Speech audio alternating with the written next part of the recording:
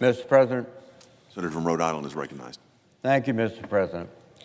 I rise to discuss my concern about the chaos that is roiling the Department of Defense. Sunday will mark the 100th day of Pete Hegseth serving as Secretary of Defense. During his confirmation hearing, Mr. Hegseth said, quote, President Trump wants a Pentagon laser-focused on warfighting, lethality, meritocracy, standards, and readiness. That's it. That's my job. Well, Mr. President, Secretary Hegseth is failing the mission President Trump gave him. His actions over the past 100 days have done nothing but distract the Pentagon and undermine its warfighting, lethality, meritocracy, standards, and readiness. In his first 100 days, Secretary Hegseth has terminated or weakened programs and processes that are the bedrock upon which the military recruits personnel and trains service members to go into battle. For example, in February, the Secretary announced his plan to slash the civilian workforce by 5 to 8%, terminate probationary workers, and institute a hiring freeze. These severe measures have only meant more work for the remaining employees and more costly work for military officers and contractors to cover the gaps or simply not to carry out the missions. The Secretary has also launched a number of efforts to eliminate diversity and inclusion programs, which have led to more limited recruiting efforts, plans for separating honorably serving transgender service members, dissolving social clubs at the military academies, banning and removing books from the Naval Academy, and inspiring walkouts by students at DoD schools abroad over book bans and curriculum changes. Frankly, I joined the Army in 1967 and served on active duty for 12 years, and the idea that dependent children of military personnel in a DoD school in Germany would protest the Secretary of Defense, to me, was inconceivable, but it's happened. Showing, I think, great anxiety in the ranks of our military personnel all across the globe. The Secretary is also failing his duty to lead the department by example. That's one of the key touchstones of any leadership. Do what I do. Follow me. For example, on March 24th, Mr. Hegseth demonstrated a severe lack of judgment when he texted classified military intelligence on the unclassified and unsecure Signal app to at least 2 group chats, including one with his wife, brother, and personal lawyer, which raises the question, why would they have access to or should have access to highly classified information? That information, if intercepted by an adversary, would endanger the lives of our servicemen deployed downrange. The Secretary also installed a dirty line, quote unquote, which is an unsecured internet connection into his Pentagon office so he could more easily send text and personal emails. Such actions violate the laws and protocols that every other military serviceman is required to follow. When they bring in enlisted personnel, junior officers, and tell them about the boundaries of proper cyber use, they make it very clear it is completely inappropriate, indeed dangerous, to plug a dirty line into an official computer. The Department of Defense Office of Inspector General is conducting an investigation of these activities. This mishandling, in the view of most people I know, particularly professional officers, of classified information. And we all look forward to his independent and unbiased findings. And just hours ago, we learned of press reports that National Security Advisor Mike Waltz will be fired this week because of his own actions around the Signal incident. If true, I welcome the message of accountability that it sends.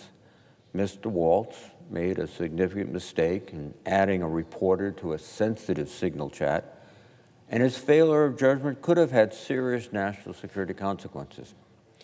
But I respect that he took responsibility for his mistake and paid the cost, apparently. In contrast, Secretary Hegseth has refused to take responsibility for his own misconduct, in which my view was far more egregious than that of Mr. Waltz. Indeed, the fallout from this incident has further eroded the already dismal credibility that the Secretary brought to the Pentagon. The Secretary's inner circle of hand-picked advisors have nearly all resigned or been fired. His Chief of Staff was dismissed amid allegations of incompetence and unsettling personal behavior. 3 of his senior policy advisors were fired for allegedly leaking sensitive information, which they all staunchly deny. And his top spokesman resigned after losing confidence in the Secretary and writing, and I'll quote, "The building is in disarray under Hegseth's leadership." And furthermore, quote, "The last month has been a full-blown meltdown at the Pentagon, and it's becoming a real problem for the administration." And this was the words of Secretary Hegseth's self-selected top spokesperson. This chain of events is extraordinary and underscores the concerns I raised at Secretary Hegseth's nomination hearing. He does not possess the temperament and management skills needed to lead the Pentagon, and he's proving that over and over. There have been multiple news reports that Secretary Hegseth spends much of his day focused on perceived leaks and that he has become paranoid, lashing out at aides and senior military leaders, convinced that they are undermining him.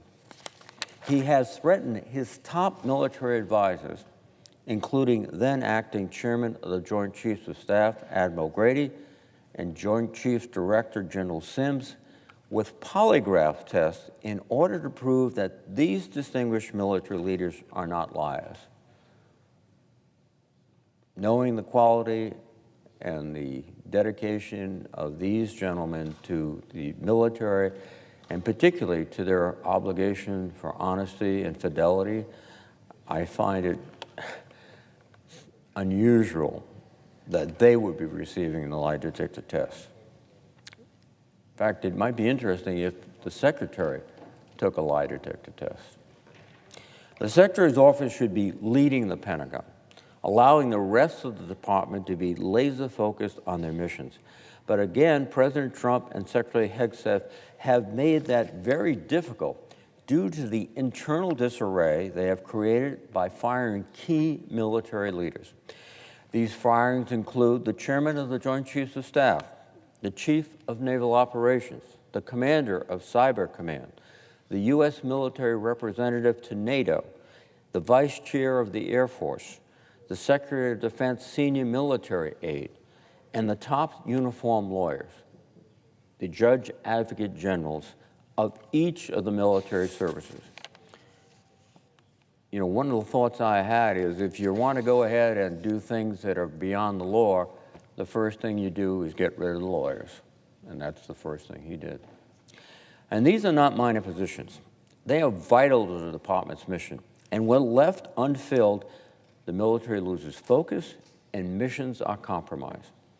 These officers were fired without a plan to replace them, which is crippling our military's effectiveness during a perilous time.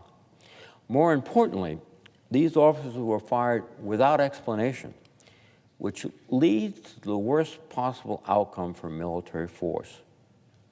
Fear throughout the ranks that one should not speak up, should not refuse an illegal order, and should not call out abuse or question decisions.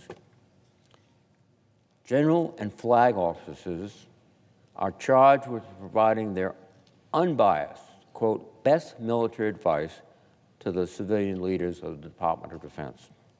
Service members, all the way down to young NCOs and enlisted personnel, are expected to give candid feedback to their leaders and peers. And commanders expect troops to give them the facts, straight and true, and their best advice, because lives are on the line. In fact, any good officer understands that his success and the success and indeed the lives of his troops are based so much on the advice, the insights of non-commissioned officers in his command. And if that spirit, that aspect of military life in which people can talk the truth to each other is frustrated or essentially annulled, we are in a grave position. Now, similarly, Congress expects candor from senior officers to provide their best judgment without fear of retribution for both the security of our country and that of the 2 million servicemen and women who put themselves in harm's way. But firing officers as a political litmus test poisons this military ethos. It sends an immediate signal to troops that providing their unbiased best military advice might have career-ending consequences. Now, I'll take a brief moment to discuss the officers who have been dismissed. General C.Q. Brown served as the chairman of the Joint Chiefs of Staff and was fired without explanation, not even halfway into his 4-year term. The first chairman of the Joint Chiefs of Staff to be dismissed during his term of office.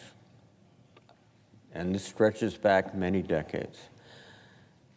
The office of chairman of the Joint Chiefs of Staff was designed by Congress to be such that it bridged elections, that it was not tied into elections, that it was far from elections. But one of the first steps that Trump and Hegseth said is to break this custom, this tradition, really this value. When he was informed, he was visiting our troops on the southern border, and he was abruptly dismissed, even without the courtesy of a call by the President or the Secretary of Defense to say, "I'm sorry, but you're leaving." General Brown served our nation honorably for more than 4 decades. He was a fighter pilot with multiple combat missions, and he led the Joint Staff with dedication and skill. By the way, the Senate approved his nomination by a vote of 83 to 11. Not exactly a vote for a controversial personality. To date, the Trump administration has given no justification for his dismissal. 7 full weeks passed without a confirmed chairman of the Joint Chiefs. General Dan Crane has now been confirmed and is working hard to get up to speed. Given what happened to his predecessor, General Crane must realize that in his additions to his duties as the chairman of the Joint Chiefs of Staff, he must also deal with the political intrigue consuming the Pentagon. I hope that General Crane will always provide the best military advice to the President and the Secretary of Defense, even if that advice is not what they would want to hear. Secretary Hegseth also dismissed Admiral Lisa Franchetti, who served as the 33rd Chief of Naval Operations. She was the first woman to lead the Navy and the first to serve on the Joint Chiefs of Staff. Admiral Franchetti served in leadership roles at every level throughout the Navy, both ashore and at sea, and with postings around the globe. She was a trailblazer, team builder, and inspiration to many. The Senate approved her nomination by a vote of 95 to 1. A strong endorsement from this body based on her record and her service. Again, the Trump administration has given no justification for her dismissal.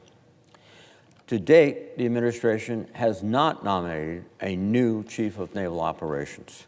It has been 2 months since Admiral Franchetti was dismissed, and the Navy remains without a Senate-confirmed Chief of Naval Operations at a time when the service is involved in the most intensive combat operations since World War II, taking place today in the Red Sea. I was able to greet a destroyer returning from the Red Sea and was informed that it's seen more action than any destroyer since World War II. General Timothy Hawk served as the commander of U.S. Cyber Command and the director of the National Security Agency. As the commander of Cyber Command, General Hawk led the most formidable cyber warfighting force in the world, responsible for detecting, deterring, and overseeing cyber operations against America's adversaries, particularly China, Russia, Iran, North Korea, and various terrorist organizations. General Hawk had a distinguished 34-year career with the Air Force cyber and intelligence organizations, including multiple command assignments. Indeed, I was impressed with not only his technical skill, but his professionalism, his commitment to serving the nation, protecting the Constitution, and doing it with the skill which is remarkable. I am extremely concerned that press reports indicate that Laura Loomer, a fringe conspiracy theorist, convinced President Trump to dismiss General Hawk and fire a slew of expert staff at the National Security Council for no discernible reason. Now, when a radio personality can get into the president's office and convince him to fire an officer of General Hawk's demonstrated capacity and others on the National Security Council, there's not only something wrong with that radio personality, there's something wrong with the president who would listen to that without consulting others. By the way, the Senate unanimously confirmed General Hawk to his post in December 2023, and once again, the Trump administration has given no explanation for his dismissal.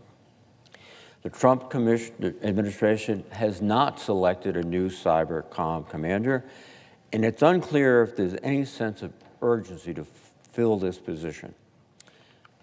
Secretary Hegseth has given a priceless gift to China, Russia, Iran, and North Korea by purging from our leadership one of our most vital national security commanders. Vice Admiral Shoshana Chatfield served as the United States military representative to NATO. She held a vital leadership role within the alliance, particularly as it related to coordinating international support to Ukraine. Admiral Chatfield was among the finest military officers our nation had to offer, with a 38-year career as a Navy helicopter pilot, foreign policy expert, and preeminent military educator, including as president of the Naval War College. The Senate unanimously confirmed Vice Admiral Chatfield to her post in December 2023. Again, the Trump administration has given no justification for her dismissal and has not nominated any replacement to this critical posting at NATO. General James Slife was the U.S. Air Force Vice Chief of Staff, the second highest ranking officer in the Air Force. He spent most of his 36-year career as a special operations helicopter pilot, a daunting and dangerous pursuit. He deployed many times around the world and flew countless combat missions in perilous conditions. General Slife risked his life repeatedly for our nation and led his fellow special operators and airmen with distinction. Again, the Senate unanimously confirmed General Slife to his post in December 2023. The Trump administration has given no explanation for its dismissal, nor have they nominated any offer to help lead the Air Force. Lieutenant General Jennifer Short was the first female senior military assistant to the Secretary of Defense. She advised the Secretary and served as a representative for the Chairman of the Joint Chiefs of Staff, coordinating policy and operations across the Joint Staff, combatant commands, and with the U.S. interagency. A command pilot with more than 1,800 flight hours, including more than 430 combat hours in an A-10. She flew in operations Southern Watch, Iraqi Freedom, and Enduring Freedom, and commanded airmen at the squadron, wing, major command, and combatant command levels. The Senate unanimously confirmed her to her post. The Trump administration has given no explanation for his dismissal. Finally, I'm deeply concerned by Secretary Hegseth's dismissal of the Judge Advocates General of the Army, Navy, and Air Force. These officers, known as TJAGs, are the most senior uniformed officers in the military. These officers served more than 30 years in uniform as military lawyers. They were strictly apolitical and held fundamental roles ensuring that balance, lawful counsel was part of every military policy discussion. These officers provided legal oversight that spanned military justice, operational law, administrative compliance, government ethics, and the United States adherence to the law of armed conflict. These unprecedented firings, along with the firings of the Inspector General, should alarm everyone about the commitment of the President and the Secretary of Defense to follow the rule of law for the military, and also within the United States and across the world. Mr. President, the Defense Department is one of the most complex institutions in the world, with a budget of nearly $900 billion and a workforce of nearly 3 million military and civilian personnel. It is an organization that requires strong leadership, stability, predictability, and trust. These qualities are critical because we ask the department's men and women to risk their lives every day in the service of this country. Mr. President, those men and women who gave their lives and all of those who are still serving at this moment deserve the best. They deserve a leader who is truly laser-focused on readiness, lethality, and the missions, not someone who treats his position as secretary as a performance exercise, complete with a Twitter feed dominated with workout videos. Our service members deserve better. They deserve someone who is focused on them, not focused on himself. If Secretary Hegseth does not improve his job performance, the conditions at the Pentagon will continue to deteriorate, and something worse is bound to happen. I hope Secretary Hegseth takes note. Mr. President, I yield the floor.